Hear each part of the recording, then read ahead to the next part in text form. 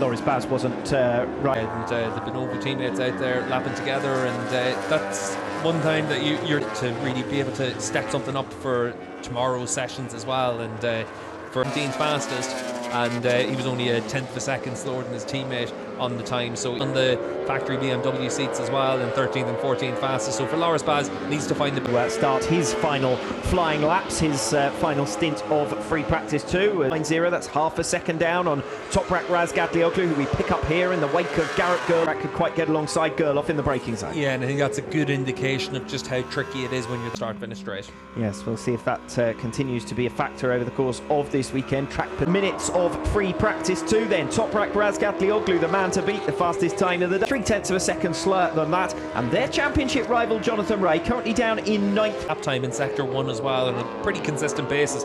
Toprak's had a few 1/10 of a second on him. Lightning pair of corners, turns 15 and then 16, and then through the left-hander at his fastest lap of the day so far, 1 minute 34.595. So for Toprak Razgatlioglu, your top 3 in the championship are now in the top 4 positions this afternoon. Sub 1 minute 35 for the first time this afternoon for the number 12, Barney Ducati.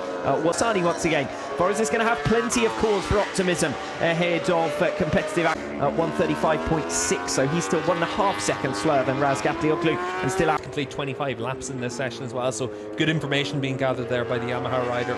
Andrea Locatelli coming on strong in the final minutes of this session as well, as heard from Paul Denning talking in terms of a slightly different structure to his Friday, and Locatelli coming towards the line here to move P7, new personal best sub 1 minute 35. Alvaro Bautista might be about to become the first rider to go into the 1 minute 33s if he can hook on his fastest lap at the same point, and he is coming through the final 2 turns now. Jonathan Ray dream advantage or anything like that, as Bautista comes to the line and sets a 1 minute 33.6 of a second faster than Toprak Razgatlioglu. Yeah, and for Bautista, he was the lap time as well for the fastest time for the day, and that's impressive stuff from Alvaro. Well, and a new Alvaro Bautista all in one go.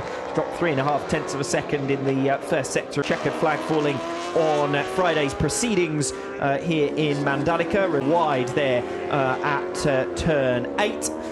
So Jonathan Ray, there's his man in free practice 2 this afternoon, and that rather comes as a surprise because Toprak has been the... That we saw his times as well on his second stint, very consistent. So Alvaro... Redding bails on his final lap.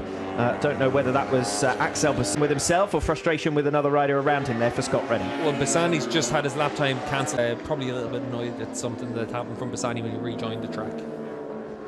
So round about a second between them. So certainly in the Super Pro session, you'll see that gap close. The World Championship tomorrow, this is going to leave him where he'll probably sleep pretty well tonight.